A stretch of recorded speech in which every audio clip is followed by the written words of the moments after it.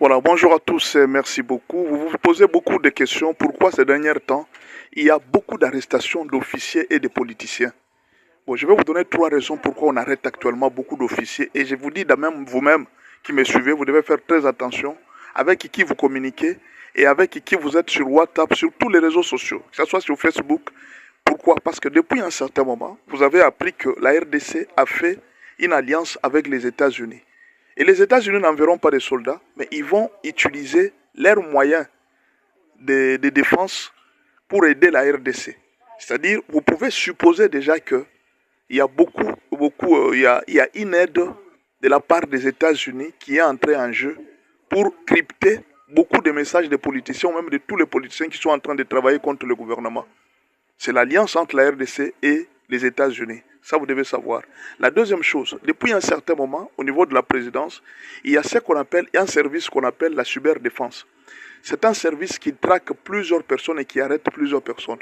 On peut te traquer à partir seulement de ton téléphone pour savoir avec qui tu as communiqué et à quel endroit exact que tu as communiqué, quelle a été la destination, que ce soit sur WhatsApp, que ce soit sur Facebook, que ce soit par n'importe quel moyen que tu peux communiquer.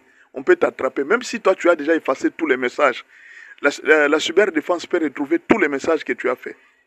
Et nous vous disons toujours, même si vous avez mis votre identité au niveau de Facebook, vous avez un compte, on peut vous traquer, on peut savoir même votre dernier appel, votre dernière causerie, à l'endroit exact où vous vous trouviez, avec qui et vous avez envoyé quel message. C'est ça ce qu'on appelle la cyberdéfense. Elle travaille au niveau d'Internet pour traquer tous ces gens qui communiquent sur Internet avec qui ou avec qui.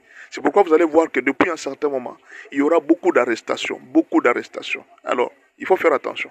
Il y a des généraux qui sont en prison. Beaucoup de gens craignent, est-ce que ces généraux ne peuvent pas se révolter, arriver à faire un coup d'État? C'est difficile qu'ils se révoltent. Pourquoi?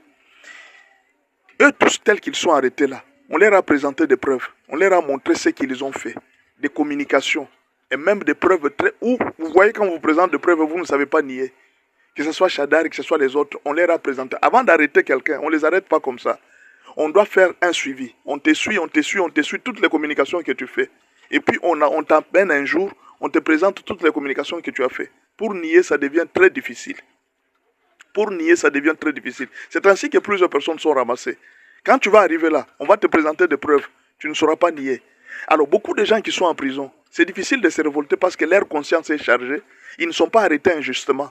Chacun d'eux sait que ce qu'on lui reproche, il l'a fait directement parce qu'on lui a présenté des preuves. Et alors, ça sera difficile. Mais en plus, le président a aussi ses généraux qui les défendent. Alors, ce n'est pas facile de faire un coup d'État facilement dans un pays, et surtout un pays soutenu par les États-Unis. C'est très difficile.